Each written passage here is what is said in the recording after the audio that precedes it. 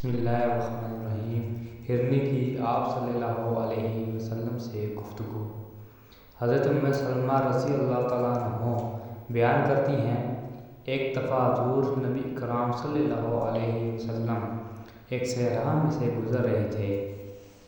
کسی ندا دینے والے نے آپ صلی اللہ علیہ وسلم کو یا رسول اللہ کہہ کر پکارا۔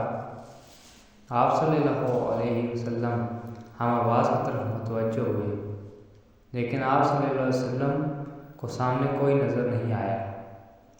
آپ صلی اللہ علیہ وسلم نے دوبارہ غور سے دیکھا تو وہاں ایک ہرنی بندھی ہوئی تھی۔ اس نے عرض کیا، یا رسول اللہ میرے نزدیک تشریف لائیے۔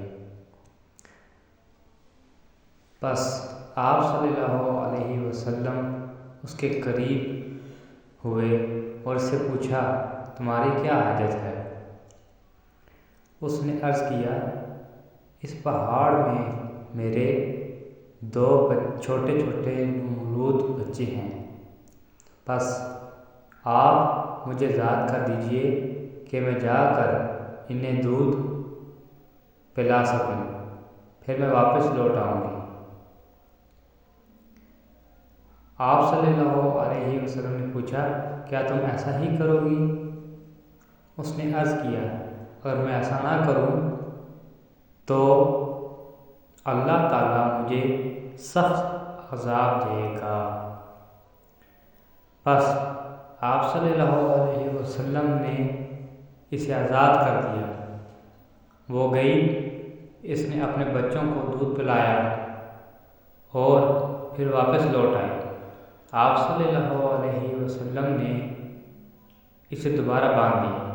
پھر اچانک وہ عربی جس نے اس ہرنی کو باندھ رکھا تھا متوجہ ہوا اور اس نے عرض کیا، یا رسول اللہ میں آپ کی کوئی خدمت کر سکتا ہوں؟ آپ صلی اللہ علیہ وسلم نے فرمایا، ہاں، اس ہرنی کو آزاد کر دو۔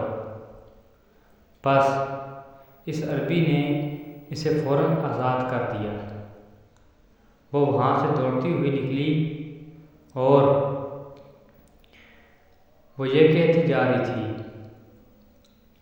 کہ میں گواہی دیتی ہوں اللہ کے سوا کوئی عبادت کے لائق نہیں،